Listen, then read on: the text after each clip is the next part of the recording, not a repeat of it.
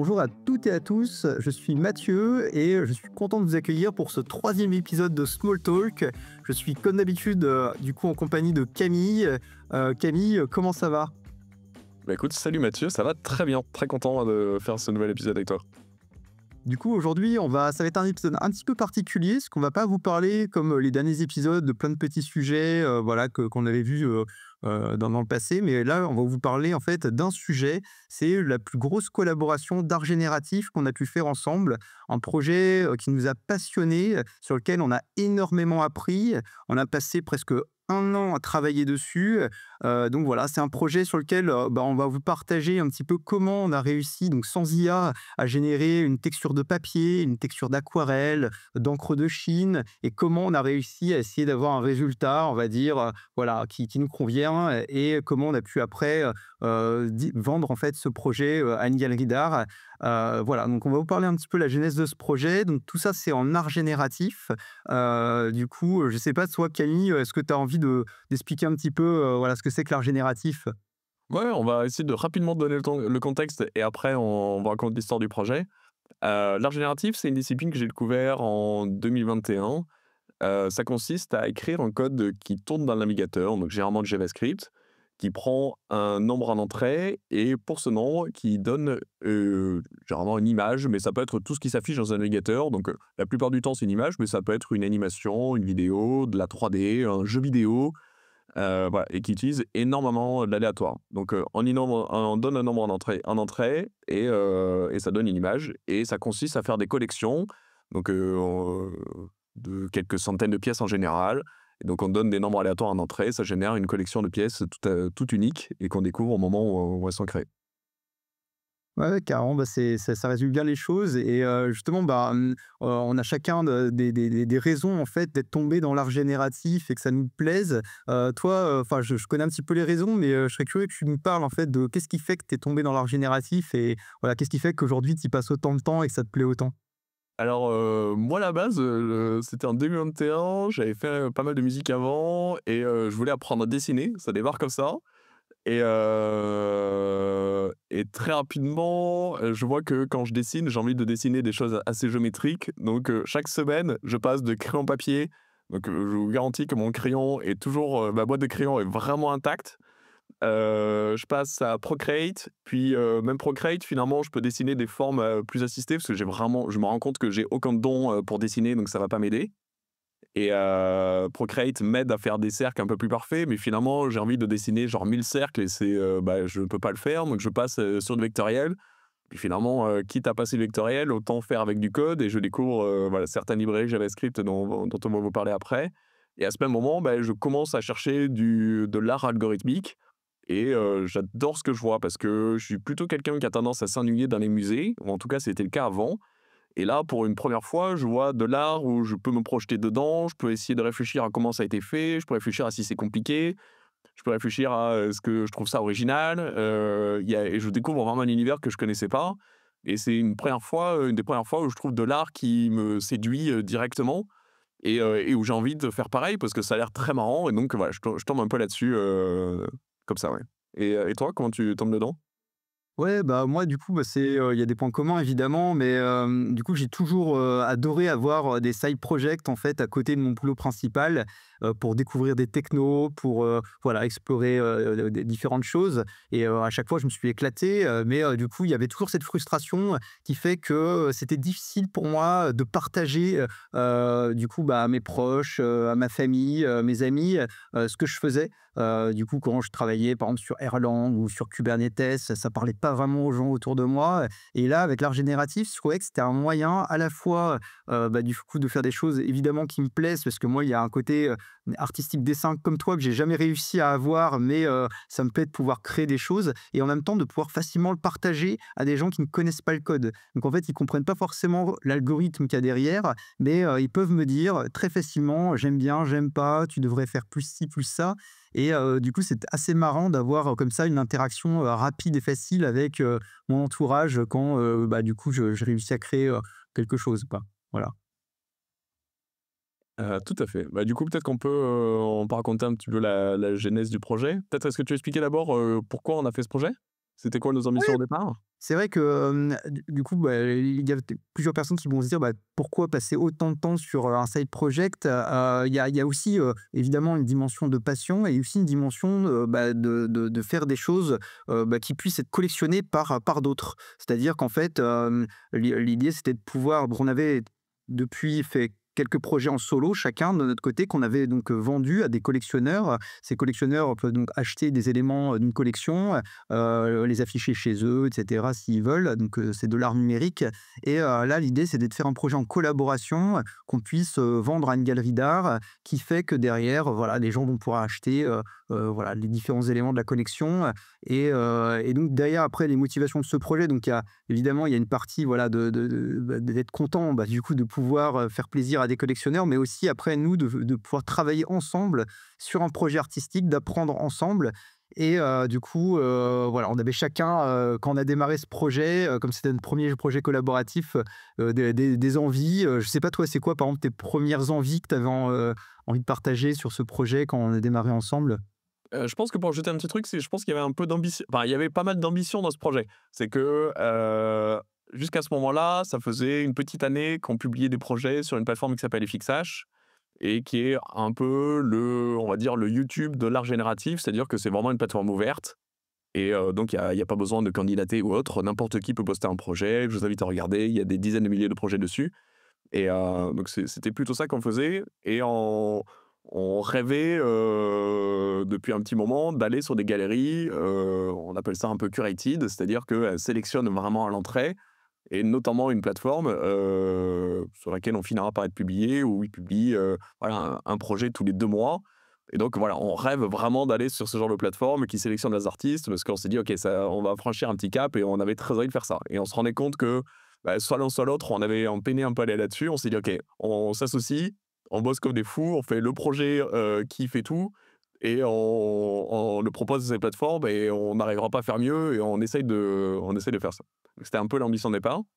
Hem, Moi, je faisais des trucs assez géométriques à ce moment-là et assez mathématiques et c'est ça qui me plaît donc quand je démarre ce projet, je pense que je te dis que, voilà, j'ai envie de faire quelque chose qui est assez, géométrique, assez improvisé. Moi, j'avais plutôt tendance à partir d'un concept mathématique et essayer d'y trouver une esthétique, mais sans l'avoir au début.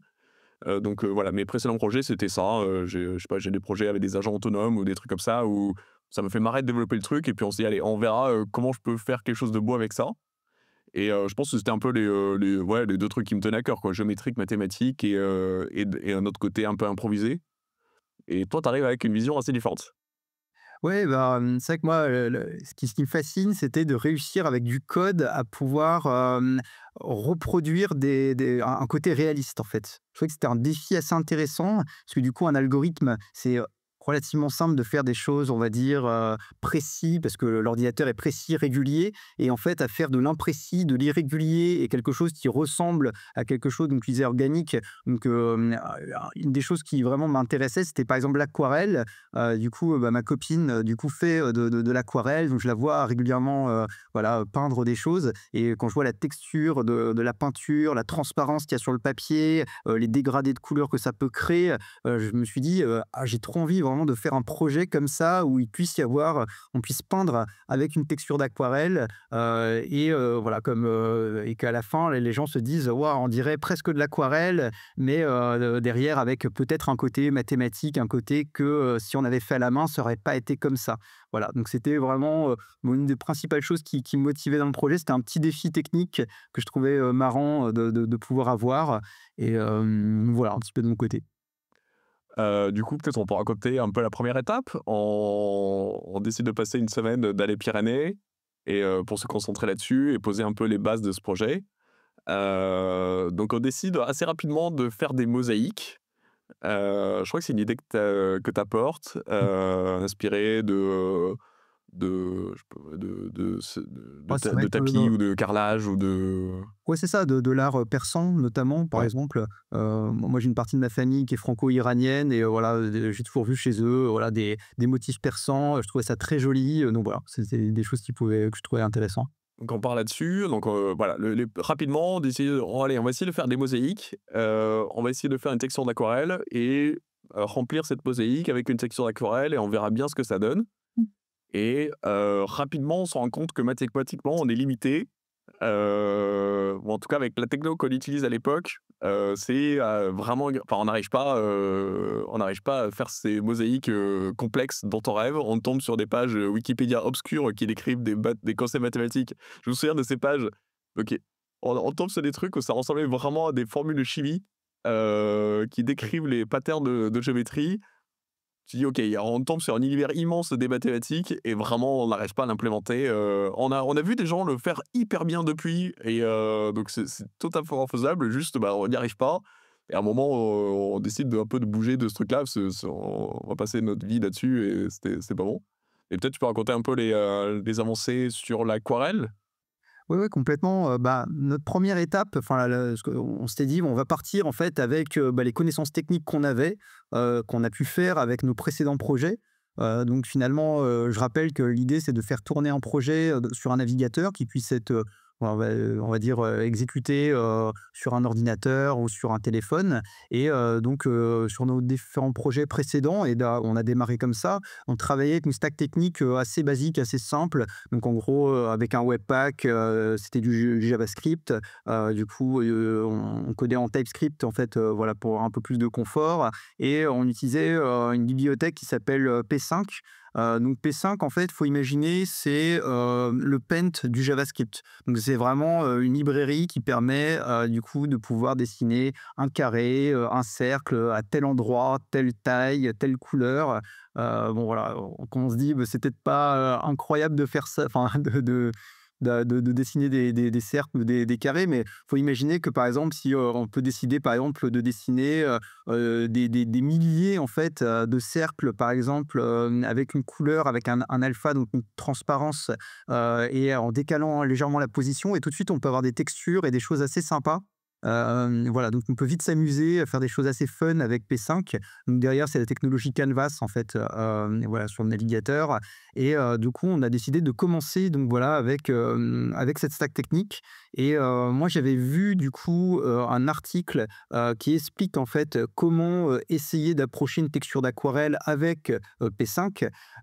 Et c'est un petit peu ce que je décrivais tout à l'heure, c'est-à-dire l'idée, ça va être d'appliquer, alors là, c'était un exemple, par exemple, avec des triangles, mais on peut l'imaginer avec d'autres formes géométriques.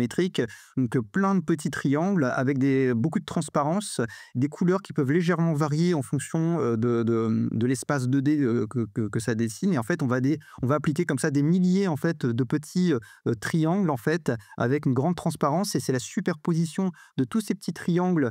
Et comme je disais, bah, il peut y avoir des endroits d'hyperdensité ou alors de sous-densité, qui fait que derrière, on va laisser apparaître la texture du papier, et puis des endroits qui peuvent varier légèrement couleur, en teinte de couleur. Et donc ça va donner une texture assez organique, et qui va donner quelque chose où, alors je sais pas si ça fait vraiment aquarelle, mais en tout cas, on a quand même un petit peu un côté peinture, un petit peu organique, assez sympa. Et voilà, on a commencé à s'amuser avec ça. C'est un article de Tyler Hobbs, Oui, je me c'est vrai. permets de le préciser, qui est l'auteur d'une collection, iconique de cette discipline qui s'appelle Fidenza. Donc il a fait pas mal d'articles et notamment cet article où il explique comment il fait de l'aquarelle, totalement. Ouais. Du coup, effectivement, donc on a notre texture d'aquarelle. On sait toujours pas bien quoi en faire parce que les mosaïques, ben, on galère.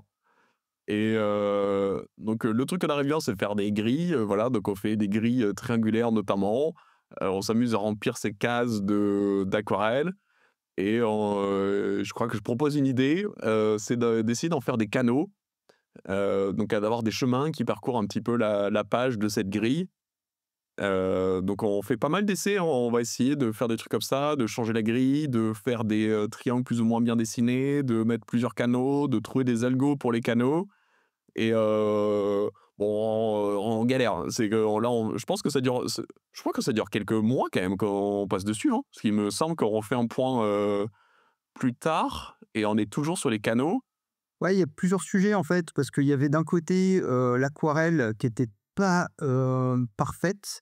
Il y avait aussi un problème de performance. que j'essayais de résoudre parce qu'en fait, Canvas, il faut imaginer, c'est exécuté, côté, CPU et en fait, on peut vite dessiner, 50 000, 100 000 petits triangles, superposés, un peu transparents pour faire cette texture d'aquarelle et mine de rien, ça prend du temps à s'exécuter. Donc il y a cet aspect-là et puis effectivement, il y avait, cet aspect, trouver un peu le juste milieu où, finalement, plus on dézoome sur cette grille et plus on a des petits triangles. Alors, ouais, on parle de 2 fois triangle, mais en fait, il y a les petits triangles qu'on voit quasiment pas et qui font la texture d'aquarelle et après il y a la grille qu'on a décidé, voilà, pour dessiner différentes formes géométriques et là, il se trouve, du coup que, c'est d'autres triangles, mais du coup sur lesquels on va dessiner l'aquarelle et là, si cette grille elle est petite, on voit pas beaucoup la texture d'aquarelle, mais par contre on peut faire une composition qui peut être plus riche et plus la grille elle est zoomée, plus, du coup on voit la texture d'aquarelle, mais là on va pas faire quelque chose, on va dire, qui va être très,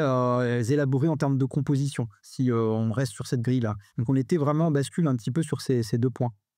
Donc je rappelle que du coup, on fait de l'art génératif et l'objectif, c'est que ça sorte une collection. Donc que ce code-là, il soit lancé quelques centaines de fois et que les centaines d'éditions qui vont sortir soient intéressantes. Donc on a aussi la contrainte que quand on regarde la collection, on s'ennuie pas. Et donc il y aurait une astuce de faire 300 fois à peu près la même édition et du coup d'avoir une édition qui est pas trop mal et on la décline. Mais ça joue pas vraiment le jeu de l'art génératif. Le but du jeu, c'est d'être surpris par l'aléatoire, nous y compris. Les, heu, les pièces sont générées au moment de l'achat et du coup, maintenant, on va découvrir ce qui va sortir, les collectionneurs pareil. Donc il y a un vrai jeu de surprendre un peu, donc on peut faire varier les couleurs, c'est plus facile, mais il faut aussi qu'il y ait il faut qu'il y ait plein de paramètres qui évoluent pour que, il y ait vraiment des la surprise quand on regarde les collections et que ce soit vraiment intéressant, quoi.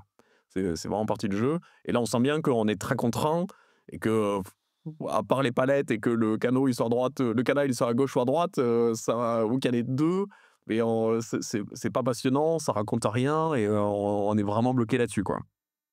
Ouais et puis pour renforcer un peu ce que tu dis et c'est ça que je pense que c'était une des contraintes les plus difficiles, c'est faut pas non plus, seulement faire quelque chose qu'on estime esthétique, mais il faut effectivement, faire varier donc en fait, c'est ça des paramètres. Donc ça peut être, de la couleur, de la disposition, de la taille de grille, de la déformation, enfin voilà plein de paramètres et du coup avec un curseur, on va dire de manière aléatoire que ce curseur, il peut être entre telle et telle valeur et du coup, à partir, voilà, d'une édition, une édition, du coup, va piocher de manière aléatoire, comme ça un tas de paramètres, indirects et en fait la difficulté c'est à la fois enfin je reformule un peu ce que tu dis mais, en complétant un petit peu, c'est-à-dire à la fois d'avoir quelque chose qui soit tout le temps esthétique, mais à la fois tout le temps différent et c'est ça que je pense qui est vraiment difficile dans l'art génératif, c'est ce côté où, il faut une grande variété de la collection, mais en même temps, de pas tomber si on pousse les curseurs un peu trop loin, on peut vite avoir quelque chose où on se dit: «Oh là, mais c'est super moche, ça on dirait un bug». Donc en fait, ça c'est vraiment une difficulté sur laquelle il faut jongler, donc il faut qu'on ait assez de matière en termes d'algorithme pour faire tout le temps des choses différentes et en même temps, esthétiques. Voilà. C'est ça. Heu, donc là, il se passe, quelques mois, je pense et on est quand même très engagé dans ce projet parce qu'en fait, on a quand même passé beaucoup de temps déjà à parfaire cette, texture d'aquarelle qui est honnêtement plutôt sympa, hein. Enfin, il y a ça fait vraiment un effet très beau, les dégradés sont magnifiques, toutes les couleurs c'est compliqué de mélanger les couleurs de manière informatique. Ça fait souvent des gris ou ça fait souvent des couleurs pas très belles. Les intermédiaires sont rarement beaux. Et là, avec la technique, on a des beaux intermédiaires, ce qui est déjà enfin, il y a vraiment plein de choses. Mais bon, voilà, on regarde ce projet, on n'est pas emballé, quoi. Et en même temps, on est un peu piégé dans l'engagement et du coup, on ne sait pas quoi en faire. Mais bon, est-ce qu'on recommence tout? Est-ce qu'on fait une variante de ça? Qu'est-ce qu'on change? On a écrit déjà beaucoup de code pour, coder ces trucs-là. On a fait des algos assez compliqués pour les canaux, pour pas qu'ils se superposent, qu'ils se croisent en plein milieu, mais pas sur en bord. Vraiment, on a plein de trucs comme ça. Pareil pour les couleurs, il y a plein de contraintes, on a fait plein de trucs et voilà, ça marche pas bien. Heu, peut-être que je parle des shaders? Ouais, c'est ça. Enfin, aussi pour revenir, c'est qu'il y avait aussi ce problème de performance, qui était il y avait le côté esthétique et il y avait le côté performance, j'en ai parlé tout à l'heure, qui fait qu'on n'arrive pas rapidement à pouvoir générer un rendu.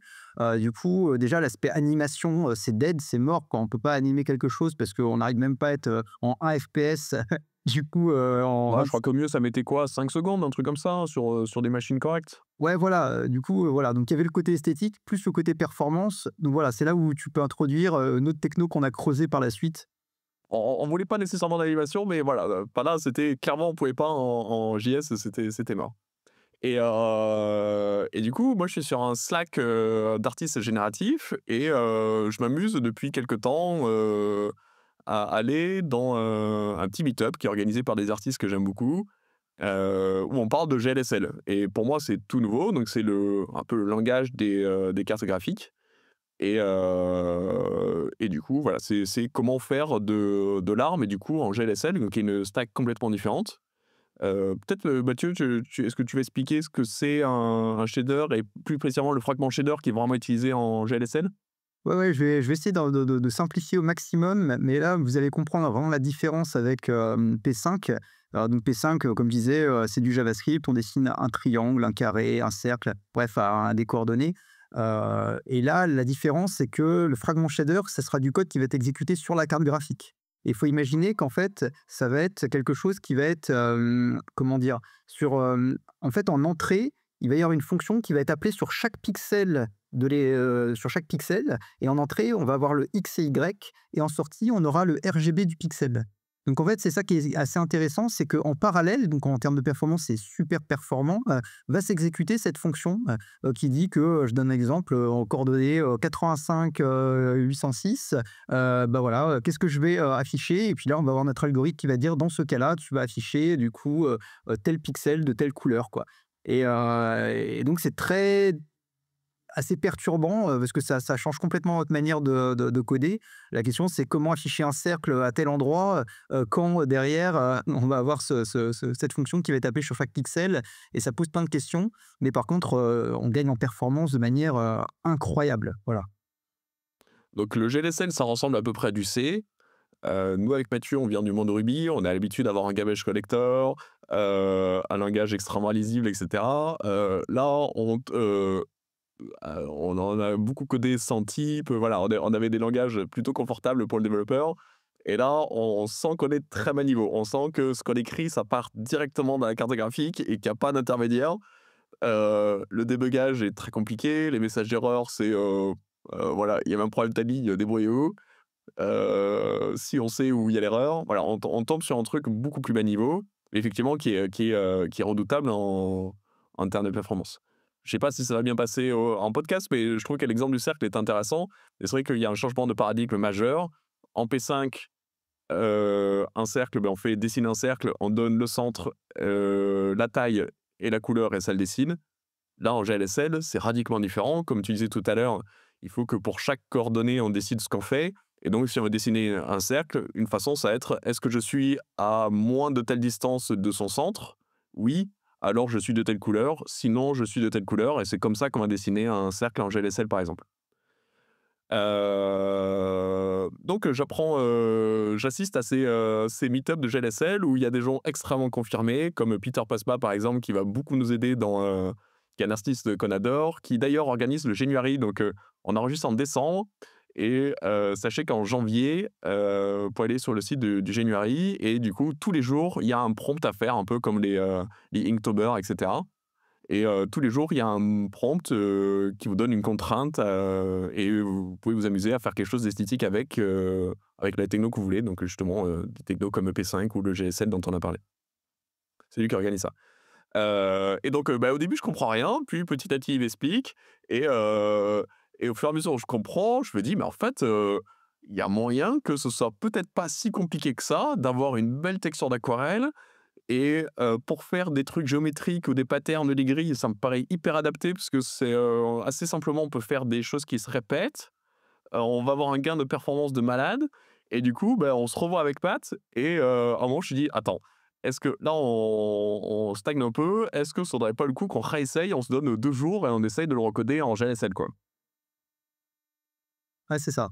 D'ailleurs, moi, ça me faisait un petit peu peur parce que toi, tu avais suivi quand même, pas mal de sessions comme ça, GLSL. Tu étais un peu plus avancé que moi, et c'est vrai que quand on rentre dedans, ça change vraiment, complètement la manière dont j'ai appris à coder, de toute ma vie, quoi. Voilà. Et j'en ai pas tant donc je suis aussi inquiet de t'embarquer là-dedans parce que je sais pas trop où on va. Donc, on était un peu piégés. C'est que on savait pas quoi faire de ce projet en P5, ça stagnait, ça devenait compliqué de changer des trucs parce qu'on s'était un peu embourbé dans des, on était rentré vachement dans le détail de certains trucs. Heu et là, on recommençait de zéro. Bon, on tente. Heu, un truc que je retiens de ces cours enfin, c'est pas des cours, c'est de ces meet-up en ligne de GLSL, c'est, des fonctions mathématiques qu'on appelle les SDF et ça va être le pilier de tout ce qu'on va faire sur le projet. Les SDF, c'est hyper simple, c'est les fonctions mathématiques qui donnent la distance par rapport à une forme, quelconque. Quand on est à l'intérieur de la forme, c'est négatif, quand on est à l'extérieur de la forme, c'est positif.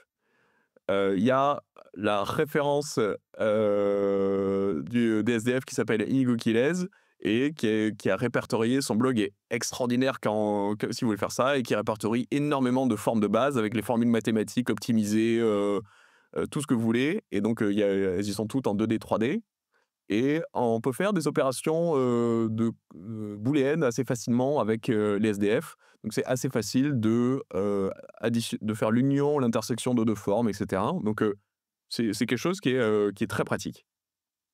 Et donc on va coder, une grille en SDF parce que, bah, on avait toujours cette idée de grille.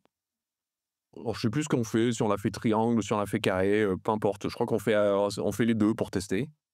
Heu, donc, on va partir de la carrée, c'est peut-être plus simple. Donc imaginez une grille carrée et quand on est sur la grille, bah, la fonction SDF nous retourne 0 et plus on s'éloigne, plus on a un nombre, qui est arbitrairement là positif. Vu que ça se répète, il y a pas de notion d'intérieur ou d'extérieur donc, voilà. Donc, si vous êtes sur un bord, c'est à 0 et plus on s'éloigne du bord de la grille, bah, plus le nombre augmente et donc on a la distance à ça. Et ça, avec les SDF, c'est très facile à faire. Je vous invite à regarder les références qu'on mettra en commentaire pour le faire, mais ça se fait en 2-3 lignes de GLSL, c'est très simple. Et du coup, à partir de ça, donc on a l'information de la distance et bien sûr la position dans la page parce que c'est le shader qui nous le donne et donc, à nous de faire quelque chose d'esthétique avec ça. Je pense que la première chose qu'on a commencé à faire, c'est essayer de faire les tâches d'aquarelle. Donc on décide de remplir chaque case avec de l'aquarelle. Donc on laisse, bah, le début, on fait rien, on laisse du blanc qui deviendra plus tard du papier. On va vous expliquer comment on fait le papier.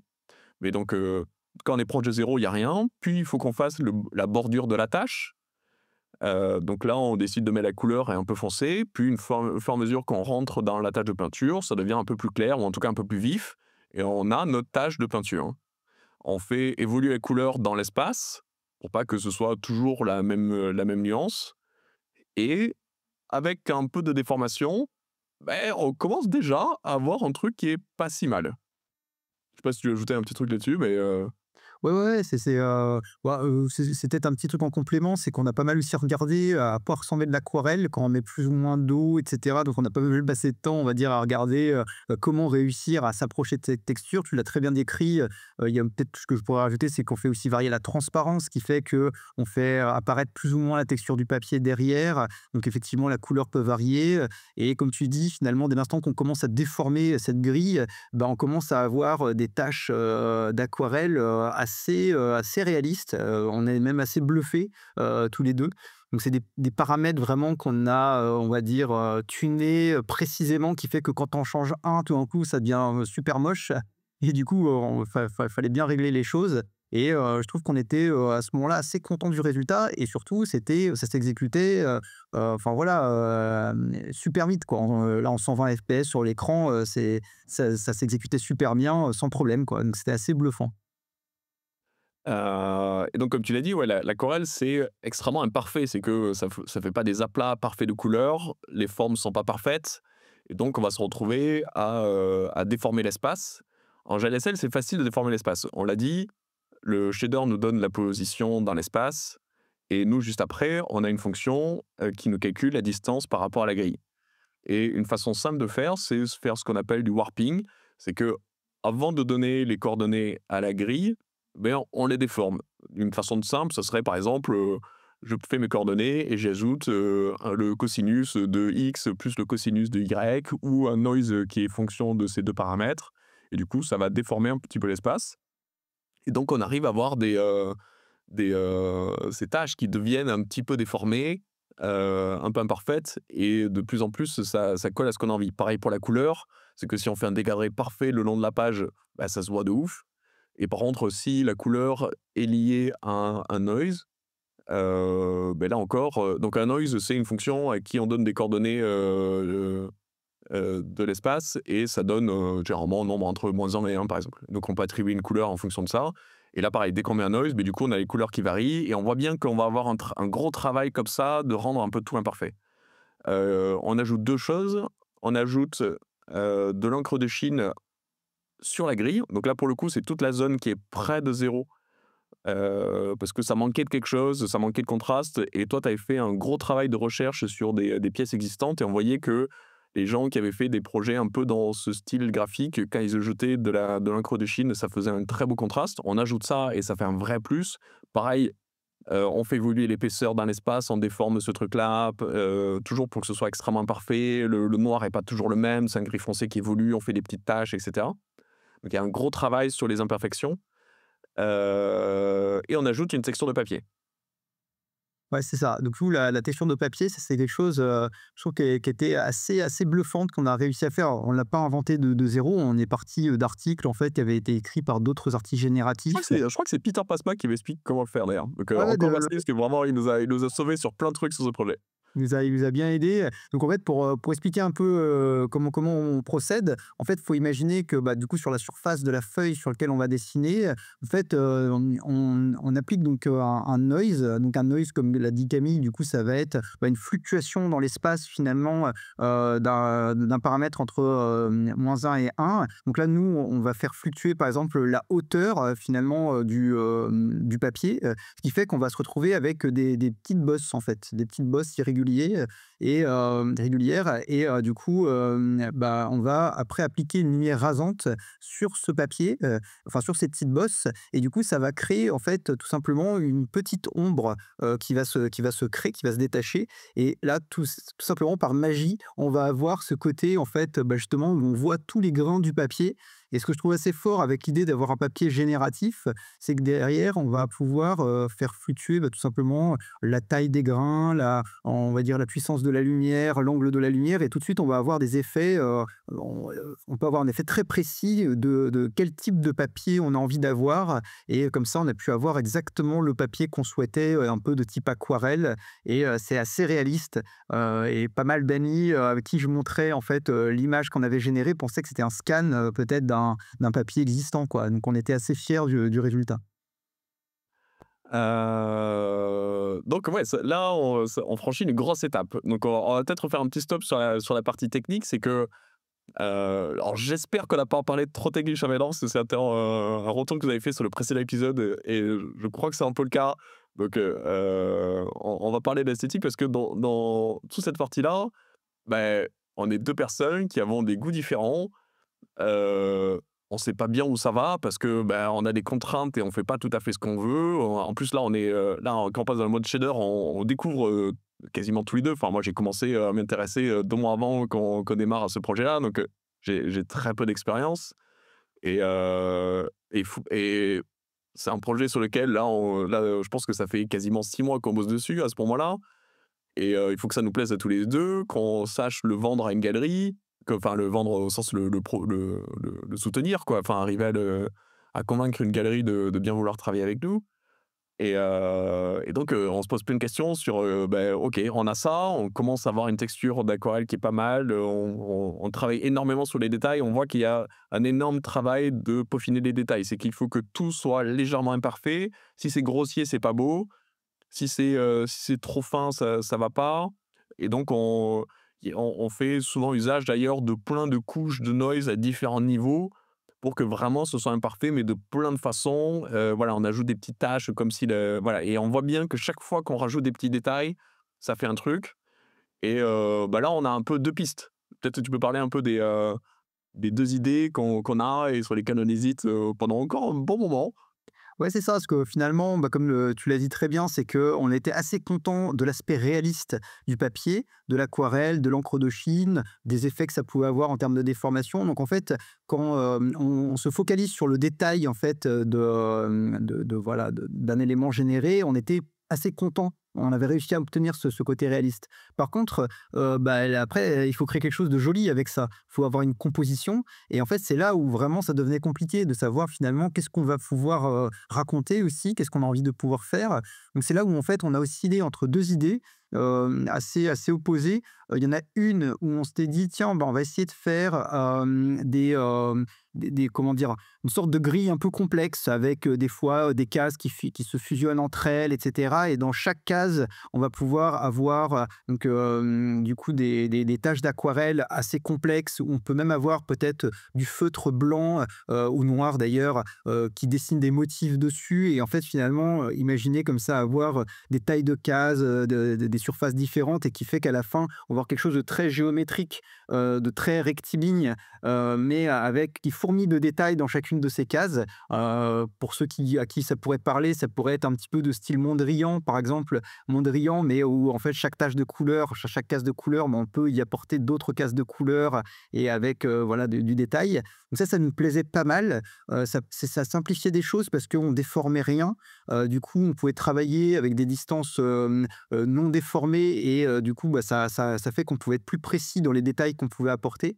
Et l'autre chose qui était très fun à faire, c'était, cette histoire de on part d'une grille et ensuite on va la déformer avec plein de fonctions mathématiques qui vont faire que derrière, on va avoir quelque chose de difficilement, on va dire, on va dire, c'est des on ne savait pas vraiment ce qu'on allait obtenir. Des fois, on changeait un petit paramètre et ça donnait des trucs complètement improbables. Et là, ce qui était assez fou, c'est que tout de suite, on avait quelque chose de très organique, vraiment très sympa. Ça pouvait ressembler un peu à la surface, de l'eau, en fait, comme des reflets, en fait, à la surface de l'eau, ça pouvait être très joli. Par contre, le problème, c'est que, très vite, on avait, alors soit on changeait très peu de paramètres et ça ressemblait tout le temps un peu à la même chose et là, c'est l'aspect ce qu'on appelle bol de céréales où finalement, un bol de céréales, on a beau le mélanger, de plein de manières différentes et si on prend des photos, ça aura toujours la même tête. Donc en gros, finalement, on a beau, avoir le même type de déformation, finalement, on aura l'impression de tout le temps voir la même pièce et si on commence à changer vraiment, la fonction mathématique de déformation, là, on pouvait avoir des résultats qui étaient plus beaux du tout et parce que ça partait vraiment complètement en live, en fait. On avait beaucoup de mal à maîtriser ça et donc à la fin, on ne savait pas trop, d'un côté quelque chose de très maîtrisé avec des grilles et de l'autre côté quelque chose avec beaucoup plus de lâcher prise, mais où on maîtrise pas grand chose, quoi. Donc c'était ça qui était le dilemme. Voilà, Ouais. je sais pas si tu veux compléter, des Non, choses à non, c'était très juste. Je pense qu'on manquait peut-être un peu d'expérience pour les grilles parce qu'on avait du mal, dès que la grille était un peu plus complexe, à avoir des coordonnées qui permettraient d'identifier certaines cases et pas d'autres et de faire des trucs spécifiques ou d'avoir des irrégularités qui se répètent pas trop. Voilà, on arrivait à faire des grilles un peu complexes, mais on voyait que ça se répétait un petit peu. C'était pas aussi riche que ce qu'on aurait aimé. Du coup, ça créait peut-être des petits problèmes de compo et ça pouvait ressembler à des choses qu'on avait déjà un peu vues. Enfin, voilà, c'est quand même courant de jouer avec des grilles dans notre milieu et ça faisait notre projet avec des grilles. Effectivement, l'autre, il y avait, un truc organique qui était assez logique avec, ton idée de départ, parce que tu voulais quelque chose qui avait un look print, papier et cetera, organique. Et c'était quand même quelque chose de moins vu parce que, bah, pendant longtemps, les gens dans le milieu avaient plutôt utilisé le JavaScript avec des libres comme P5 et donc on est habitué à avoir un art qui est quand même très géométrique et là, avoir quelque chose de très déformé, c'était pas très courant encore à ce moment-là et même encore aujourd'hui, c'est pas si courant que ça. On a quand même, des choses très mathématiques et là, c'est vrai qu'on arrivait à abstraire un peu ce côté mathématique et c'était agréable, mais on manquait de contrôle. C'est que là, vraiment, si on en générait 100, il y en avait quelques-unes qu'on trouvait incroyables dedans, mais le travail on en génère 100 et il y en a 100 qui nous plaisent, on se doutait que ça allait être, dur et peut-être, même impossible parce que ça dépendait vraiment des coordonnées qu'on prenait, enfin ouais, de l'aléatoire, du noise qui tombait à ce moment-là et c'était un peu flippant d'avoir ça, quoi. Donc on explore un peu les 2 en fait et à un moment, il faut qu'on tranche et on décide de on essaye de voir si, la version avec les vagues et la déformation, on arrive à trouver, des règles qui font que c'est souvent beau et est-ce qu'on arrive à favoriser ça? Et on se dit: «OK, allez, si on arrive à avoir régulièrement des trucs beaux, on part là-dessus, on essaye de trouver un peu ce qui fait que ça marche et on pousse le concept jusqu'au bout» et on fait quelques essais. Et on voit bien qu'on arrive à trouver des genres de règles qui fait que, OK, le noise, il faut qu'il soit comme ça. S'il est trop serré, c'est pas beau. S'il est trop large, ça se déforme pas assez. On voit trop la grille. Et on commence petit à petit à trouver des patterns qui ont l'air de fonctionner un petit peu. On va mettre très longtemps au final à trouver le bon équilibre pour que toutes les éditions nous plaisent, mais on sent qu'il y a peut-être un filon et on part dessus, quoi. Ouais, c'est ça. C'est, une fois qu'on décide finalement de dire on part dessus, bah, après il faut voir, tous les paramètres qu'on fait varier. C'est-à-dire, c'est quoi les palettes de couleurs des différents éléments de la collection? C'est, jusqu'à où on pousse la déformation et qu'est-ce qu'on accepte comme type de déformation pour qu'à la fin on garde toujours une certaine unité de la collection? Mais et puis que ce soit enfin qu'il y ait un côté esthétique, faut aussi c'est ça qui est important aussi. Donc, c'est là où il a fallu qu'on fasse plein de tests. Donc, là pour ça, on va, générer, ce qu'on appelle des batchs, donc des lots en fait.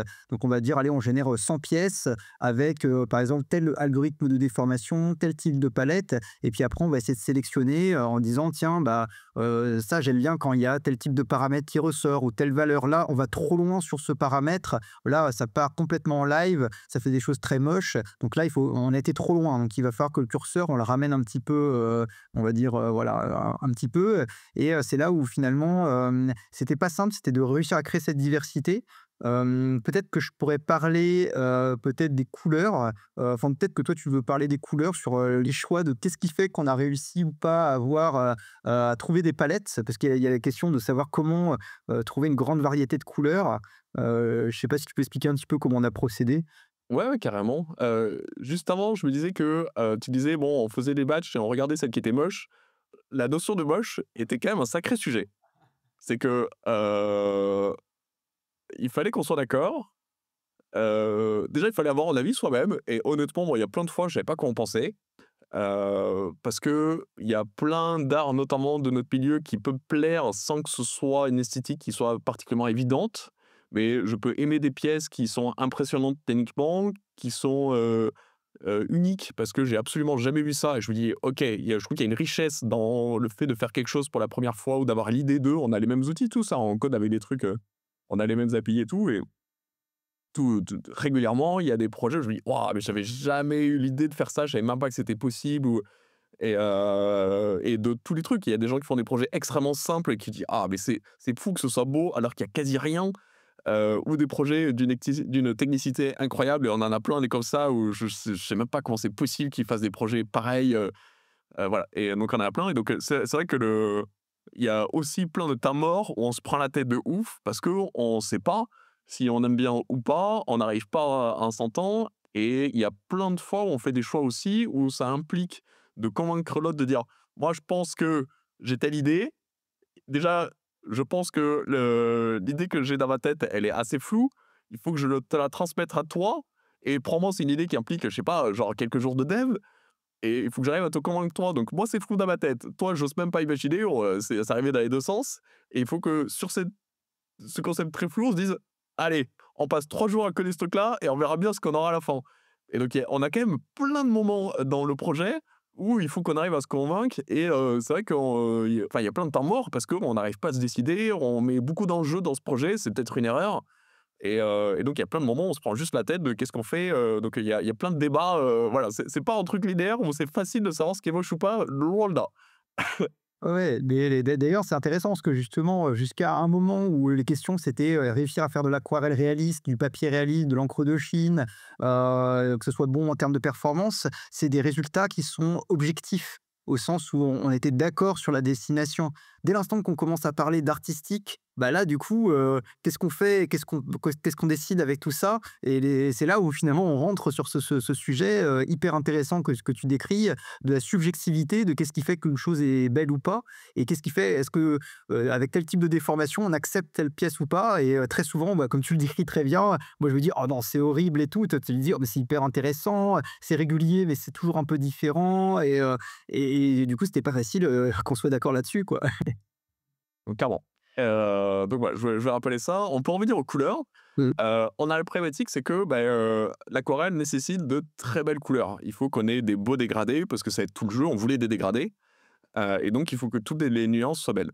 Malheureusement, la façon la plus simple de faire des dégradés, c'est de prendre 2 couleurs et de calculer les couleurs intermédiaires Et le plus simple, c'est de prendre les couleurs en RGB et si je calcule, je sais pas, je prends du bleu et du jaune et que je calcule la couleur intermédiaire, malheureusement, ça me fait du gris et ça me fait pas du vert.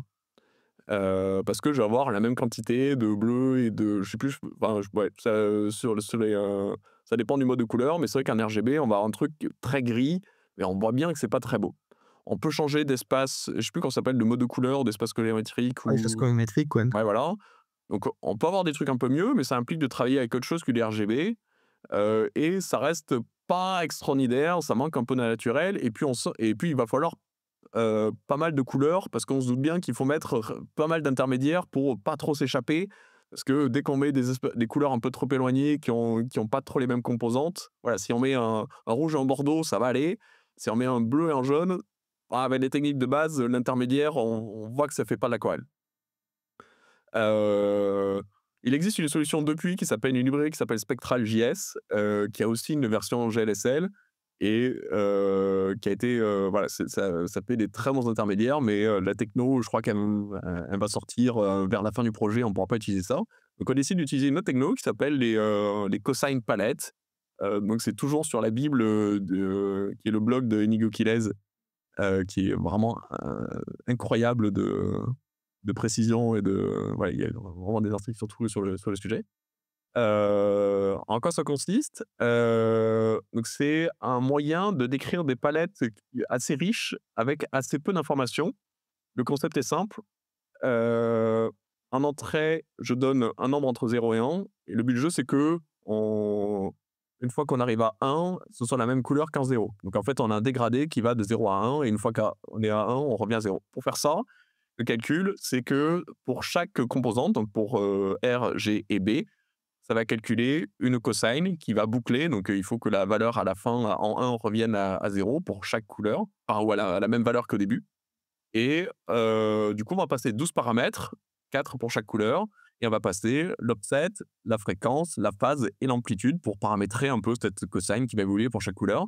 Et en fait, quand on fait ça, et beh, avec, certains paramètres, si on a un peu de chance, et beh, ça peut faire des beaux dégradés avec des palettes riches en couleurs et donc ça colle bien. On voit quelques exemples, c'est une technique qui est connue, donc on peut même, s'inspirer d'exemples existants et donc avec ça, avec assez peu de paramètres, assez peu d'informations, on a des couleurs plutôt riches et qui vont bien à l'aquarelle et donc quand on teste ça, effectivement, ça marche bien et on est très content du résultat parce que les intermédiaires sont enfin beaux. Mmh. Peut-être, juste, une petite parenthèse, c'est, pour dire, pour les non anglophones, cosine, c'est juste pour dire c'est une sinusoïde. Donc voilà, on va avoir ces compositions de sinusoïdes et comme tu dis, c'est que finalement, on va avoir comme ça, en donnant justement ces 12 paramètres, bah, du coup, des résultats, de palettes assez riches et assez chouettes et surtout des palettes continues et c'est ça aussi qu'on voulait, c'est-à-dire d'avoir quelque chose vraiment de qu'on puisse parcourir de manière continue, et pas, on va dire avec, voilà, de besoin de recréer artificiellement, des dégradés entre, des couleurs discontinues et Non, du donc coup, on peut faire les c'était calculs qu'on veut, même si on dépasse 1, c'est pas grave parce que, bah, on peut faire un modulo, ça revient et c'est toujours bon. Donc on a ça. Alors la complexité de ce truc-là, c'est que les 12 paramètres qu'on donne sont tout sauf intuitifs. C'est que si on veut dégrader du vert au bleu, c'est un délire à trouver. Et donc rapidement, on va abandonner l'idée qu'on peut deviner un peu les paramètres. Même c'est compliqué quand on a une palette qui nous plaît à peu près et qu'on dit: «Ah, ce serait bien qu'elle soit un peu plus rouge» ou bon, c'est vite compliqué. Et donc, on va développer un truc où on va, faire une interface pour que on puisse paramétrer avec un appareil enfin, du coup, là, ce sera sur l'iPad. Donc on fait une interface sur l'iPad avec une application qui s'appelle TouchOSC qui va envoyer des messages MIDI à notre application et on se met, 12 contrôleurs et du coup, on peut toucher du doigt et voilà, que chaque fois qu'on déplace un paramètre, ça fait évoluer les couleurs et on va passer des bonnes soirées à juste tester des trucs. Vraiment, c'est quasiment de la c'est quasiment au pif parce que les contrôles enfin voilà, c'est que des valeurs où ça a pas vraiment de sens au niveau des couleurs, on sait pas trop où on va, on teste des choses et on espère que de temps en temps, on tombe sur des palettes qui aillent bien. Donc on voit le projet, l'avantage c'est que c'est en GLSL, donc dès qu'on change la palette, on a une édition qui s'affiche direct et on va tester des tonnes et des tonnes de palettes avec cette technique-là pour trouver des palettes qui nous plaisent, quoi. Ouais, mais du coup, finalement, on avait trouvé, une bonne solution, quoi. Comme, c'était pas intuitif finalement de pouvoir, savoir, q la palette générée en fonction des paramètres, bah, c'était très sympa, voilà, du coup, de pouvoir avec cette application Touch, OSC, bah, de changer un peu à la main les petits paramètres et puis ensuite, on voyait directement le résultat sur le projet, en fait, de ce que ça donnait, et comme ça, on pouvait se dire: «Bon, bah, voilà, cette palette, on la prend, et puis après on en cherche d'autres». Puis comme ça, on avait trouvé, je sais plus, une douzaine de palettes de couleurs différentes. Donc ce qui fait que, bah, pour faire simple, quand, un élément a été généré de la collection, bah, du coup, ça allait tomber sur, telle palette, par exemple la sixième palette. Et après, bah, du coup, dès qu'on avait cette palette, bah, on pouvait, quand on générait, du coup les différents, enfin comment dire?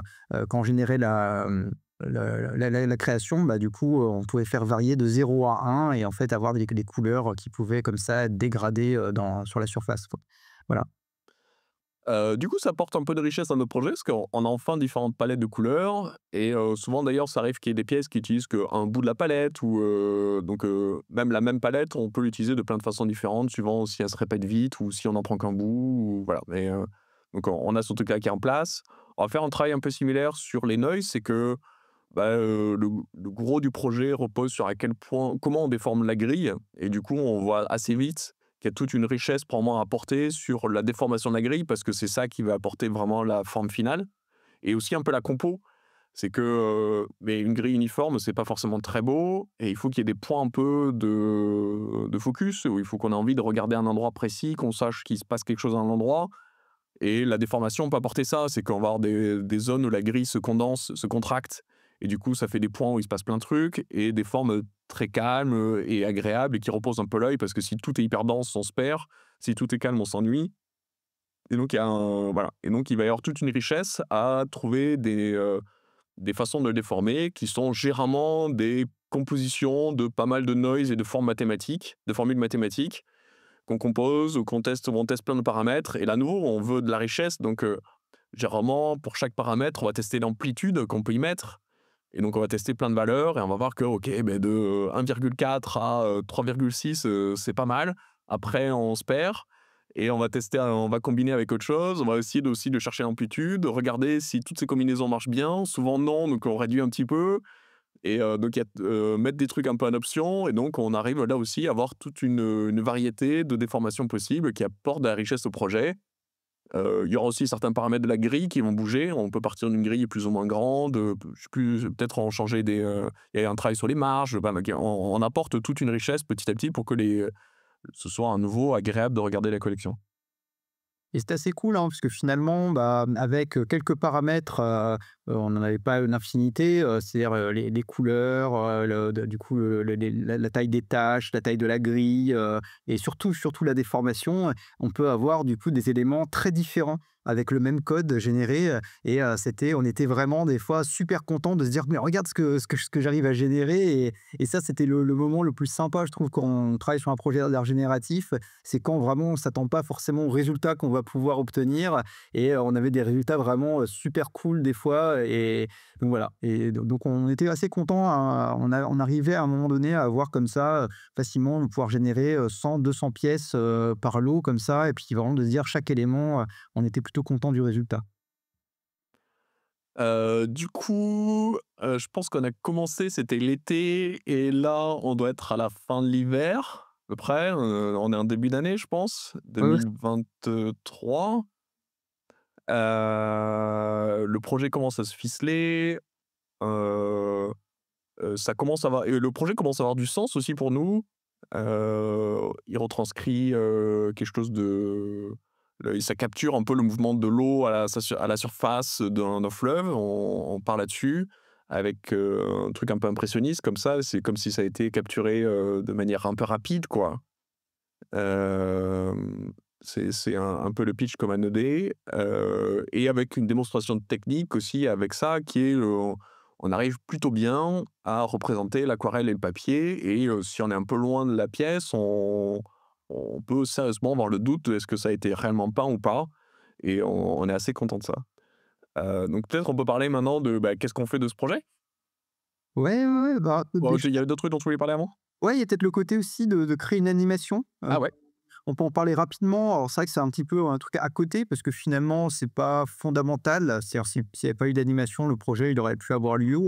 Mais du coup, c'était un petit peu sympa de se dire, voilà, du coup, comme c'est un projet numérique, même si après il peut être imprimé en fait sur du papier de type aquarelle et du coup être affiché sur un tableau, voilà, chez quelqu'un, bah, du coup, il va être aussi, en format numérique. Donc finalement, en format numérique, dans ce monde-là de l'art génératif, il y a pas mal des fois d'animation et là, l'idée, c'était de dire: «Bon, bah, voilà, on va avoir à la base, une feuille quasiment, vierge et on va voir du coup le projet se dessiner devant soi». Donc comment ça va se passer? C'est-à-dire qu'on va commencer, bah, en fait, ça va être comme si on filmait un time lapse de l'artiste qui est en train de peindre. Donc en fait, il va y avoir du coup, bah, l'encre de Chine qui commence à s'écouler tout doucement comme ça, et puis ensuite on va avoir les taches de peinture qui vont, alors c'est pas, forcément ça représente pas vraiment comme si c'était des traînées de pinceau, mais on les voit s'étaler comme ça, donc c'est assez organique, assez satisfaisant, je trouve, à regarder et c'est comme ça que, bah, du coup, on voit le projet prendre vie et c'est comme ça que, quand les collectionneurs vont pouvoir acheter une pièce, bah, ils verront le projet se créer, en fait, devant eux et après, par la suite, bah, ils pourront, voilà, avoir une version imprimée, du projet, voilà et donc c'est cette partie animation, on pouvait le faire parce que comme on a décidé de partir sur des shaders, eh bien, on avait une performance qui faisait qu'on pouvait, générer, je sais pas, par exemple 60 fois par seconde, des variations, en fait et donc tout simplement, créer une animation fluide et je trouve que c'était assez sympa, voilà, de pouvoir jouer avec ça. Heu, Clairement. Et alors ce qui est rigolo d'ailleurs, c'est que beaucoup de projets d'art génératif sont animés, mais par nécessité. C'est qu'en fait, comme ils sont en JavaScript et que, bah, une des astuces pour faire des pièces assez riches, c'est de dessiner plein de formes. Mais en fait, ça prend du temps et donc l'animation, c'est souvent on voit la pièce se construire et assez souvent, dans l'art génératif, c'est ça, c'est que, l'animation, c'est le temps de construction de la pièce et ils essayent de faire en sorte que l'ordre soit assez esthétique, qu'on découvre petit à petit la pièce. Et dans notre cas, c'est pas du tout ça, c'est que, on dessine la pièce un peu comme si le peintre l'avait peint, mais c'est pas du tout une nécessité, c'est, vraiment un bonus parce que juste, on flex un petit peu, on peut le faire, on le fait, quoi. ouais, c'est ça, c'est vraiment Alors, ça, on est vraiment là-dessus, ouais. la pièce se génère, voilà, on peut la générer, tout de suite, quoi. On peut même peut-être rappeler techniquement comment ça marche, c'est que si vous vous souvenez du concept de SDF, à la base, on a, la distance par rapport à la grille, donc on sait toujours à quelle distance on est du bord le plus proche. Cette grille, elle est formée, mais on connaît la distance et en fait, nous, quand on dessine l'aquarelle, on dit: «Bah, tu commences à dessiner l'aquarelle quand tu es à au moins tant de distance du bord» et il suffit de faire évoluer cette marge et en fait, bah, vous avez comme ça on part d'une marge assez grande et puis on la fait diminuer et du coup, on voit pas de taches au début, puis une tache qui commence à naître et ce qu'on avait fait dans le projet, c'est qu'on faisait évoluer cette valeur dans l'espace et donc on commençait à avoir des zones qui commençaient à se dessiner progressivement, puis ça se répandait à travers la page et on a fait un truc un peu différent pour les traits noirs, mais voilà, c'était, très facile techniquement, de faire cette animation. Ouais, voilà, bah, ça, c'était une étape, voilà, une petite parenthèse qui était sympa du projet et je trouve qu'elle a apporté pas mal, au moment de la vente et je trouve que c'était assez fun et du coup, aussi, juste avant la vente, bah, il y avait, du coup, le fait de vérifier les bugs. Parce qu'en fait, là, il faut imaginer que c'est un Ah oui, projet ça, encore c'est un gros sujet. ouais, c'est ça. Donc, nous, on sait très bien, on est, sur notre navigateur, on exécute le projet. Alors, on peut déjà résoudre les bugs, sur notre propre navigateur en générant des centaines et des centaines de pièces différentes, et voir, est-ce qu'on n'a pas de soucis? Donc déjà, première étape. Et deuxième étape, bah, la question, c'est de savoir, est-ce que ça va tourner, sur, le Samsung je sais pas combien de la personne qui va l'acheter sur son téléphone, par exemple? Et qui va vouloir avoir un résultat direct sur son téléphone ou même le montrer, bah, du coup, à ses amis sur son téléphone. Parce que du coup, c'est de l'art numérique et l'avantage de l'art génératif, c'est que c'est pas juste une image qui va être stockée et puis après, voilà, qu'on va pouvoir partager, mais ça va être directement le code exécuté, avec, l'animation et cetera, que la personne va pouvoir, montrer, autour de lui et même sur un tableau connecté s'il a envie. Du coup, bah, c'est ça qui est complexe. C'était, qu'on a commencé du coup à utiliser, BrowserStack, qui permet du coup de pouvoir, exécuter, ce code et prendre un screenshot finalement, du résultat de la génération, sur, un tas de plateformes différentes. Donc la question, c'est de savoir déjà sur desktop, entre Windows, Linux, Mac, différents navigateurs et puis après sur la partie mobile, bah, du coup, il y a une flopée, de téléphones différentes et là, faut imaginer que le problème, c'est pas comme un problème juste de navigateur, mais en fait, ce qu'on a commencé à voir, c'est que c'est aussi un problème de carte graphique. C'est qu'en fait, comme le code s'exécute sur des cartes graphiques, en fonction de la carte graphique, il peut y avoir des légères différences d'appréciation sur comment exécuter le code. Et c'est comme ça qu'on se rend compte que, on a à un moment donné sur des téléphones Samsung, du coup notre projet avec plein de pixels roses qui apparaissent et là Juste sur le S22. ouais, ouais, ouais, je crois que c'était pire que ça, je crois que c'était sur plein Parce que le de S23 et le S21, ça marchait très bien. voilà, on avait des choses comme ça et puis surtout on pouvait pas dire: «Bon allez, on fait un pass sur Samsung». Enfin, il y avait plein de gens qui ont des téléphones, Galaxy, Samsung, du coup, ça peut pas foirer, quoi. Donc c'était compliqué, on pouvait pas faire l'économie, enfin, en fait, de corriger, ces bugs-là et là, de se dire, Camille avait dit à un moment donné, les shaders à débugger, c'est juste l'enfer. Parce qu'on peut pas faire de console log comme on ferait en JavaScript. Faut imaginer que le code, il est exécuté sur chaque pixel, donc on peut pas, si on faisait un console log, ce serait, je sais pas si on a une résolution par exemple de 1024 sur 1024, ce serait 1024 fois 1024 fois, enfin du coup la même fonction qui s'exécute, qu'on aurait de console log qui s'afficherait et ce serait juste ingérable en fait. Donc on peut pas du coup afficher ce genre d'informations et donc c'est pas facile à débugger, de comprendre pourquoi on a des pixels roses qui apparaissent. Donc voilà, je vais pas m'éterniser sur ce bug, mais du coup le final on avait un problème d'overflow, en fait, de dépassement d'une certaine limite, du coup, qui pouvait arriver sur le projet. Simplement, sur la plupart des cartes graphiques, c'était géré. Du coup, il clampait, donc enfin bref, la valeur était réduite et pour pas que ça dépasse et du coup, sur certaines cartes graphiques, lui, il voyait pas il affichait pour ce dépassement de couleurs complètement fantaisistes et voilà et c'est comme ça qu'on a dû débugger. Ça nous a pris un peu de temps et c'était un peu stressant, du coup, de voir que quelques jours avant le projet, la sortie du projet, on avait encore quelques erreurs comme ça, pas faciles à résoudre et encore une fois, Peter nous a, beaucoup aidés, voilà. Bah, on se voit qu'on avait quelques experts, artistes experts en GLSL autour de nous, où dès qu'on leur décrivait le problème, «Vous êtes sûr que c'est pas un problème d'overflow sur le clamp ou» parce que les Macs, ils ont un processeur différent des autres et peut-être on teste ça à la fin. On testait et ouais, 2 fois sur 3 ça marchait, c'était assez incroyable, on aurait passé une éternité tous les 2 à trouver, en tout cas, voilà, BrowserTac, très bon outil pour tester le projet sur différentes plateformes. C'est pas toujours des navigateurs à jour, mais c'était vraiment très utile pour nous pour tester sur plein de plateformes desktop, macOS, Windows, plein de versions, différents navigateurs. Pareil sur des plateformes mobiles, il y en a plein et on pouvait facilement exécuter la même page sur plein de navigateurs et avoir une capture de tout ça et on pouvait, rapidement vérifier si ça marchait bien sur plein de supports et c'était quand même très pratique. Ouais, donc du coup, on a ce code qui commence à nous plaire, toujours avec plein d'hésitations. Enfin, on n'est jamais totalement sûr de nous, on montre le projet à des gens, il y a des gens qui aiment bien, des gens qui aiment pas. Nous, des fois, il y a des jours on aime bien, des fois on n'aime pas alors que ça a pas bougé. Heu, et on s'amuse toujours à faire des projets comme ça et on comprend que, mais bon, c'était encore un peu les débuts et voilà, l'esthétique, elle est jamais très évidente et faut faire avec quoi, je sais pas, donc moi, il y a des choses qui nous satisferont, on a des contraintes. Moi, j'aime bien les projets où c'est pas évident de faire des grosses catégories dans les collections qui sortent dans les collections qui sortent. Je sais pas, j'aime pas les collections où on voit vite, je sais pas, on a très envie de dire: «Ah bah, il y a les carrés, les triangles et les ronds et tous les autres sont accessoires» et je trouve que dans notre projet, il y a quand même pas mal de paramètres qui se combinent et il y a une richesse qui est pas évidente. On voit pas bien voilà, je trouve que c'est un peu continu la richesse qu'il y a et elle est pas discrète et j'aime bien. Heu, donc on fait un petit dossier et on va le soumettre à plusieurs galeries. Nous, l'objectif, c'était de le vendre sous forme de NFT, heu, parce que c'est extrêmement proprié à l'art génératif. Donc le code, il est mis sur la blockchain et c'est un contrat sur la blockchain qui va, garantir, qui va s'occuper de la génération des pièces et donc c'est ça aussi qui garantit, le type de vente et les contraintes un petit peu. notamment le nombre d'éditions. Et donc, c'est dans la blockchain, c'est ancré, il y aura jamais plus de X éditions et c'est impossible qu'il y en ait plus.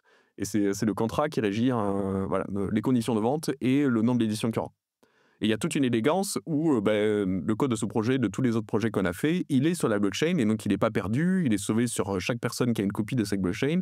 Donc il y a toute une élégance dans la sauvegarde des données à avoir ces données. Donc c'est intéressant pour que ça perdure. Et c'est intéressant techniquement parce que la techno permet vraiment de faire la vente qu'on a envie, ça la sécurise. Une fois que le contrat est écrit, qu'il est fiable, ça va se passer comme c'est écrit, quoi. Et c'est des plateformes généralement alors on peut faire tout nous-mêmes, mais le plus courant, c'est de trouver un studio, une plateforme, on dit un peu les 2 noms, qui va, s'occuper du contrat pour nous. Donc nous, on a juste à faire le code, à peu près se caler sur l'API qui donne. Il y a pas grand-chose à faire. C'est, voilà, initialiser le projet comme il faut, mettre, 3 lignes pour que la capture, qu'ils vont utiliser pour le thumbnail, soit faite au bon moment. Donc il faut appeler une fonction qu'ils vont nous donner généralement et on renvoie un tableau qui représente les features, les traits de cette de la pièce qui sort. Donc, si on a envie, on peut donner un nom à la palette, montrer quelques options. Typiquement, nous, on avait mis la palette, on avait mis, est-ce que le papier, il était blanc ou noir? Est-ce que, comment étaient, les différents types de déformations? Et on avait trouvé des noms un peu sympas à ça. Voilà, donc on donne un type de trait, et c'est à peu près ça que demandent les plateformes. Donc là, on est en début 2023 et du coup, il y a plein de donc nous, on a envie de publier sur une plateforme, NFT qui fait de l'art génératif et donc il y a différents types. En gros, on peut vite faire déjà 2 catégories. Il y a les plateformes ouvertes, donc imaginez un genre de YouTube, n'importe qui peut poster un projet. La plus connue, c'est FXH, et il y a des plateformes on va dire curated, où c'est elles qui choisissent les artistes qu'elles publient. Généralement, les drops sont beaucoup plus rares, et on va dire plus quali. Enfin, c'est en tout cas le but du jeu c'est sélectionner. La plus connue étant Artblock. En tout cas, c'est l'historique et on peut en citer d'autres si vous voulez regarder un peu les projets qui se font. On peut citer Verse, on peut citer, Gem Studio, c'est la plateforme qui va nous sélectionner au final. Et déjà, ça vous fait un petit panel de voilà, il y en a plein d'autres, mais ça fait un petit panel un peu des grosses plateformes à aller voir. Du coup, on écrit à ces gens-là, c'est long, on a parfois des réponses, qui nous surprennent ou, on a des motifs de refus, bon, on dira pas qui a fait quoi, mais on a des motifs de refus, des fois un peu lunaires ou est-ce qu'ils ont vraiment lu la présentation qu'on leur a donnée ou je pense qu'on est on sait pas la qualité du travail qu'on présente, mais du coup, on est très OK à l'idée qu'on soit refusé de certaines plateformes, c'est leur choix, il y a aucun problème. On est assez surpris que plusieurs fois, on ait des réponses, étonnantes, où le motif de refus a pas grand-chose à voir avec notre projet. Enfin, on a du mal à comprendre pourquoi on est refusé pour ce motif-là. Ça aurait été très OK qu'ils disent: «Désolé, ça nous plaît pas», mais les motifs sont bizarres. Ouais, mais en tout cas, enfin, oui, c'est sûr, il y avait cet aspect-là et mais du coup, dans le côté positif, c'est aussi qu'on avait des bons retours sur nos projets, déjà sur les réseaux sociaux et du coup, c'est là où, finalement, il y a la galerie, Gen Studio, finalement, qui décide, en fait, de nous accepter. Alors nous, c'était vraiment, on était ultra contents parce que c'est vraiment, une des galeries les plus, avec le plus de notoriété. Du coup, derrière, on était sur la partie blind de cette galerie. La particularité, c'est que, en fait, il y a un jury, d'une dizaine de personnes et en fait, ils sélectionnent, donc à peu près un projet tous les 2 mois, donc il n'y a pas beaucoup de projets et c'est, du coup, à l'aveugle. Donc l'idée, c'est de ne pas être influencé par, du coup, Alors, l'artiste. à l'aveugle, c'est-à-dire qu'ils voient la pièce, mais ils connaissent pas Pareil, l'artiste. oui. Je précise. Ça paraît évident, mais Pareil, oui, tu vois, ils ont le droit de voir la pièce. le problème dans les galeries d'art, c'est que finalement, très souvent, ils vont sélectionner un projet parce que c'est un artiste qui vend bien. Et du coup, c'est les artistes qui vendent bien parce qu'ils vendent bien. Du coup, on se retrouve dans un cercle qui fait que des artistes un peu plus débutants comme nous, on ne laisse pas beaucoup notre chance. Et du coup, là, cette galerie Gem Studio, pour laisser la place aussi à des nouveaux artistes, l'idée, c'est de juger du coup le travail qu'ils voient réellement mais simplement de ne pas savoir quel est l'artiste derrière pour ne pas être influencé par ça et vraiment, du coup, d'être sectionné que par la qualité du projet. Et c'est là où, du coup, le jury, alors je crois qu'il y a une dizaine de personnes, on a été pris à l'unanimité, ce qui était plutôt cool. Ils ont vraiment accroché ce qu'on avait fait. Ils savaient pas, du coup, que c'était nous derrière. Et du coup, on était hyper contents. Donc, ça devenait assez excitant.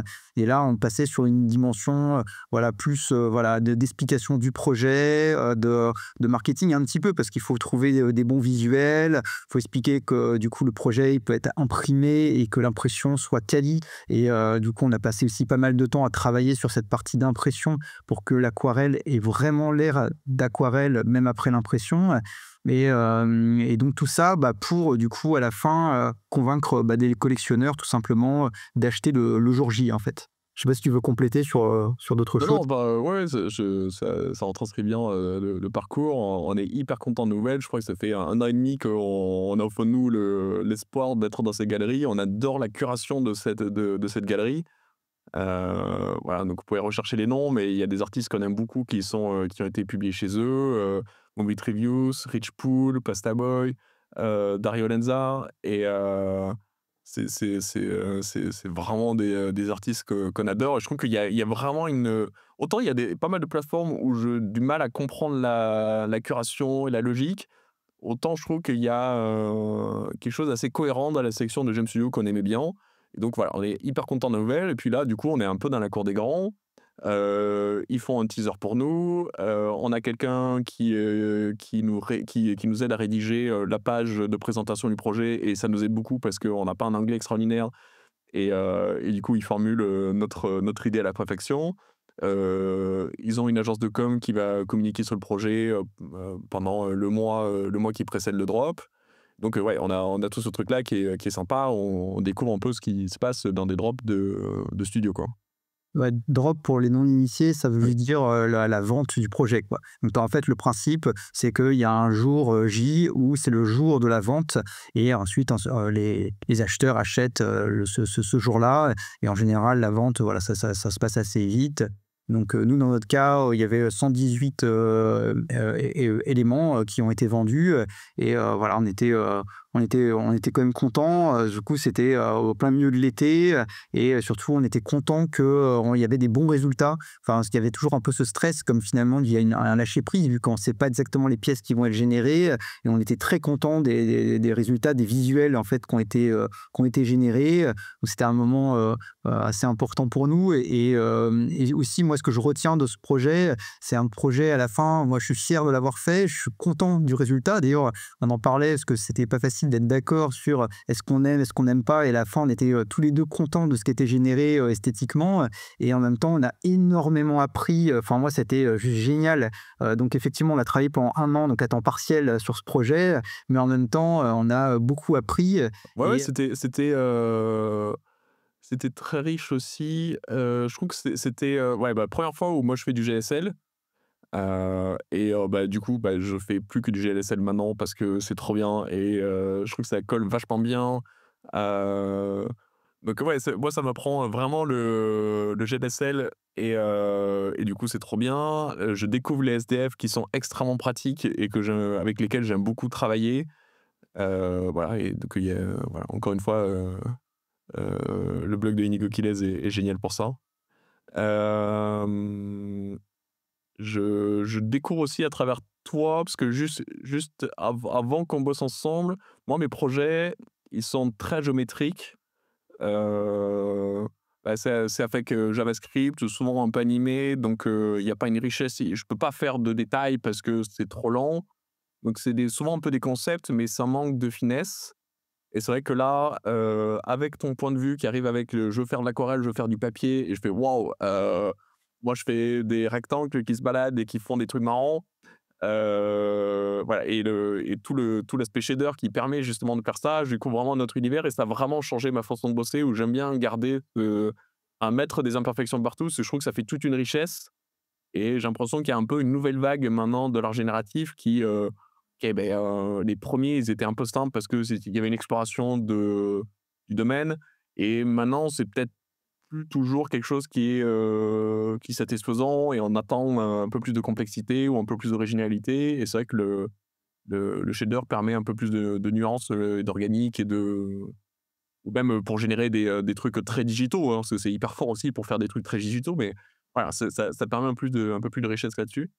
Et c'est un grand cap aussi dans notre carrière artistique, entre guillemets, c'est que bah, c'est la première fois qu'on est dans une galerie euh, un peu ouais, curated, et ça nous permet d'avoir d'autres expériences plus tard.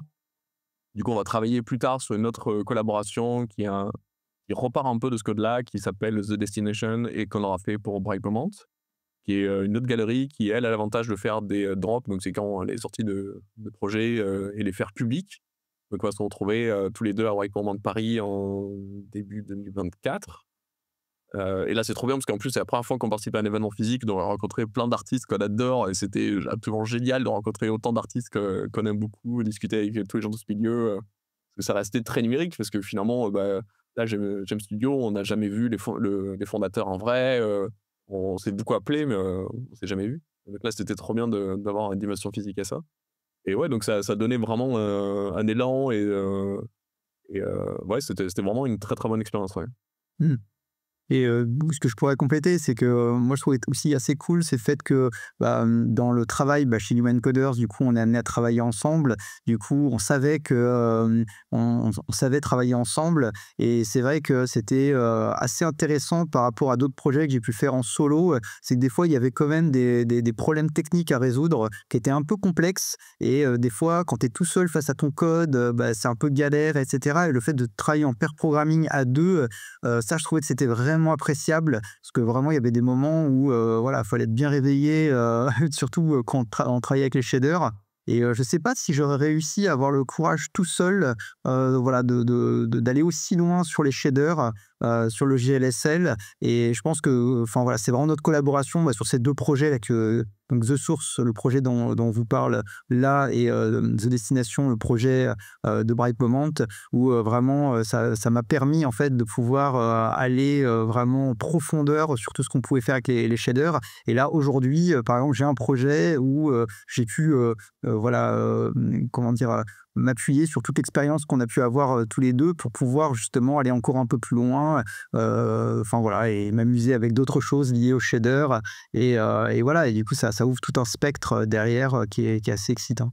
Qu'est-ce que je vais ajouter? Peut-être un petit truc, c'est que, peut-être expliquer aux gens, comment ils peuvent faire pareil si ça leur donnait envie d'essayer. Heu, Moi j'ai une petite reco, c'est, si vous voulez débuter avec les, fragments shader notamment, je trouve qu'il y a 2 ressources qui sont absolument géniales. C'est, Book of Shader de Patricio González Vivo. Et voilà, non, c'est un livre qui est, pas fini et qui ne sera probablement jamais, mais le début est, très bien et du coup, ça permet vraiment d'avoir les basiques du fragment shader et je trouve que les débuts du fragment shader sont extrêmement ludiques parce qu'en très, très peu de lignes, vous allez pouvoir avoir des choses qui sont assez élégantes, qui sont animées.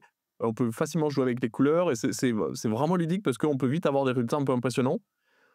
Une autre ressource, c'est une vidéo YouTube, pareil, on vous mettra les ressources en description, voilà, de Kishimisu et elle a fait un buzz assez incroyable et je trouve que pareil, il s'y prend extrêmement bien, pour vous initier, donc vous allez, voilà, c'est une vidéo où il vous crée une pièce avec, pendant la vidéo et ça montre un peu les, différents outils qu'on a, quand on fait du GSL pour faire du fragment shader. Donc c'est toujours des pièces en 2D. Et voilà, ces 2 ressources sont très bien si vous voulez démarrer, c'est trop, trop cool. Je sais pas si tu as d'autres idées de ressources, mais Ouais, peut-être pour ceux qui veulent pas, forcé enfin qui peuvent être un peu intimidés par les shaders et qui veulent juste faire, par exemple avec P5 et on peut faire des choses très, très ludiques. Je trouve que c'est un super, moyen aussi, d'apprendre le code. Il y a une chaîne YouTube que j'adore qui s'appelle Coding Train et où, du coup, il va y avoir, un tas de playlists différentes sur un tas de enfin voilà, de ressources qu'on va pouvoir trouver en fait, sur cette chaîne YouTube où on va pouvoir apprendre P5, on va pouvoir apprendre les noise, comment on va pouvoir travailler avec les noise, comment on peut interagir, je sais pas, avec la webcam, avec, enfin un tas de choses qui fait qu'à la fin, on va pouvoir faire des choses créatives avec du code et je trouve ça très fun et très sympa à faire. Donc voilà, du coup, c'est quelque chose que je pourrais recommander si vous voulez découvrir cet univers. Il existe d'ailleurs 2 éditeurs P5 en ligne. Alors c'est rien de très spécifique parce que c'est du JS, mais voilà, il y a sur le site de P5, il y a un éditeur et vous pouvez aller aussi sur Open Processing et Open Processing a l'avantage de aussi, être un endroit où on peut poster du code. Vous pouvez aussi découvrir plein d'autres, projets faits en P5 et donc vous pouvez même, faire vous amuser avec P5, démarrer P5 sans rien installer sur votre machine, ce qui peut être marrant. Ouais. Je rappelle aussi qu'en janvier, du coup, il y a le January qui est donc un événement assez grand, organisé par Peter Paspard. Donc c'est tout janvier. Chaque jour, il y a un prompt. Peut-être qu'il y en aura 2 mois parce que j'en ai proposé quelques-uns et voilà, régulièrement, j'en ai un ou 2 qui passent. J'en avais quelques-uns l'année précédente, alors cette année et voilà, c'est un excellent exercice déjà pour développer un peu sa créativité. Vous codez ça avec ce que vous voulez, il y a aucune contrainte, c'est juste pour s'amuser et vous les partagez sur vos réseaux si vous avez envie et vous pouvez regarder aussi ce que les autres ont fait et c'est ça que je trouve génial. C'est que, il y a plein de thèmes assez originaux et c'est trop bien de voir à quel point les gens ont pu les interpréter de manière différente. C'est toujours de l'art fait avec du code, mais il y a des gens qui vont le faire en Rust, il y a des gens qui vont le faire en JS, d'autres en GLSL, d'autres avec du Blender, d'autres avec du Touch Designer avec des styles très différents et il y a une variété chaque jour qui est, juste incroyable. Donc voilà, ça vous permet de tester des choses, d'apprendre plein de choses, discuter avec des gens. Moi, ce que j'adorais dans ce milieu-là, c'est que, c'est une communauté extrêmement ouverte. J'ai très vite trouvé des gens qui étaient OK pour m'expliquer. Enfin, c'est des gros passionnés, c'est principalement des devs qui sont dedans et voilà, il y a beaucoup d'entraide, et avec grand plaisir pour reproduire ça. Si vous avez des questions, n'hésitez pas à nous envoyer des DM. On sera un grand plaisir pour vous expliquer, vous mettre sur les voies et voilà. Ouais, voilà, je pense que tu as bien résumé les choses et vraiment, on vous invite à tester aussi de votre côté. Donc, n'hésitez pas si vous avez des questions, effectivement, on pourra répondre en commentaire. En tout cas, on était vraiment content de partager ça avec vous. J'espère que vous aurez apprécié. Et du coup, voilà, vous pouvez nous retrouver aussi en podcast, donc sur humancoders.com/podcast. Vous pouvez aussi contribuer en fait aux autres du coup formats qu'on peut proposer comme le répondeur ou la FAQ. Et du coup, en tout cas, on est très content de partager ça avec vous et on vous dit à la prochaine pour un prochain épisode. À très bientôt, merci À beaucoup. bientôt. Ciao.